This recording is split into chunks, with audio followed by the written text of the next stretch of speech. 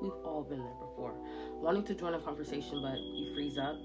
Wanting to go to social gatherings, but you don't go out of anxiety or just not knowing anyone there. And not knowing how to start or engage in conversations. I've been that person and I am that person at times. But it's improved because I told myself I'm not declining any more invitations out of fear. I decided that I was going to face my fear head on. And because I care about you guys, I want to give you guys 5 tips on how to boost your social confidence so you can network, meet new people, and not let fear hold you back. Now let's get on with the video.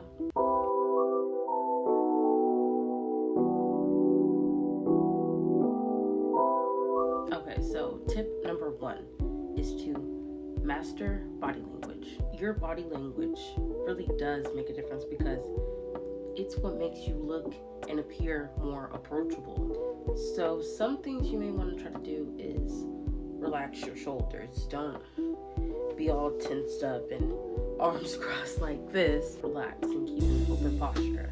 When you're really closed off and all like this and fidgety, it may come off as you being kind of shy. So stand tall and be confident, and if you're not confident, try to fake it. Make it. Sit your shoulders back, sit up straight, and try to avoid slouching. Smiling also helps because it can make you seem more happy, nice, approachable, and inviting. Another tip is to try and maintain eye contact. I'm not saying to stare into their soul, but I want to try and maintain eye contact because it shows confidence. It's okay to look away at times, because just staring at the person the entire conversation may feel a bit weird. So it's okay to maybe smile a bit, look away, laugh, and things like that. But, try to maintain eye contact. And if eye contact is a bit weird, try focusing on maybe just the bridge of their nose. Another thing you may want to do is nod throughout the conversation just to show that you're paying attention and you're actively listening. So, in a conversation, listen to people. Be like, okay, yeah, I understand. And listening, keep yourself open, stand tall. People like that. And lastly, you just want to keep your hands relaxed. Don't be so fidgety. You can move them around as you speak and talk, but just try not to be all, like that. Number 2 is icebreakers. So starting conversations can be hard, or even just knowing what to say or ask in a conversation. Sometimes that's usually the hardest part. So here's some things that you can say to break the ice in a conversation. You can give a compliment and ask a question. You can ask some common ground questions depending on where you guys are. If you are like at an event or something, you can ask, oh, how do you know this person? What made you come out tonight? Or do you have any other plans after this? Another thing you can do is just ask them about themselves. You can ask if there's anything that they are working on, any projects, any goals that they may have. You can even ask them for recommendations on anything. Another thing you could do is ask questions based off of, kind of like I said, the environment that you guys are in. Like, this place is nice, right? Or even saying things like, I'm not sure about this, or whatnot. You can ask activity-based questions like, oh, do you want to join me over here, or do you want to do this with me? You can make an observant comment like, oh, everyone here is really dressed nice, or everyone here is doing this. Or you can even just ask for maybe a favor or an opinion. All of these are great ways to open up a conversation and kind of get someone talking. And look, if you do try any of these things and people don't respond or say much back, then just go and find someone else to talk to. Maybe those people just aren't your people. But what I find is there's usually some people wherever you are that are nice and are willing to talk and be open, as long as you're open too and you're willing to talk and ask questions and maybe say some things about yourself. So now on to tip number 3, which is active listening is key. So after you ask these questions, you want to make sure that you are actively listening. Most people like talking about themselves and they just want someone who will actually listen.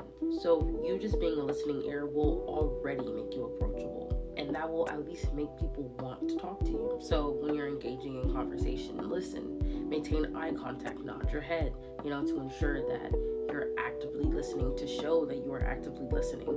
Ask questions, of course, when it is appropriate throughout the conversation. Be curious they're saying. You could be like, oh, so you're saying this, or oh, what, that happened. Tip number 4, add to the conversation. When a topic comes up, think of a personal experience that relates to the topic. You could share a small part of the story or a small detail that adds to the conversation. For example, if someone is talking about a hiking trip, when there is room to chime in, you could talk about how maybe you went on a hiking trip, or you can even ask questions about it.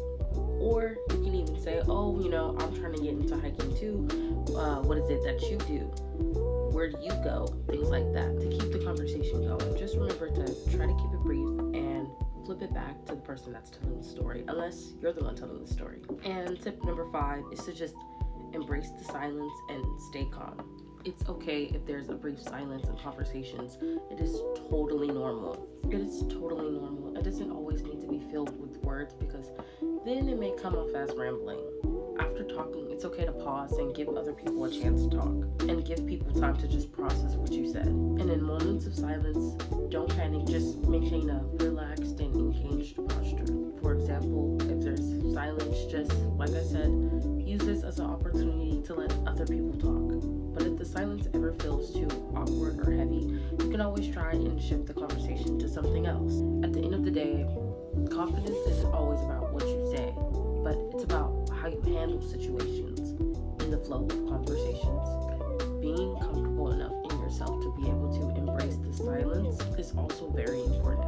Now, this video was supposed to just help you become a better conversationalist. It takes time.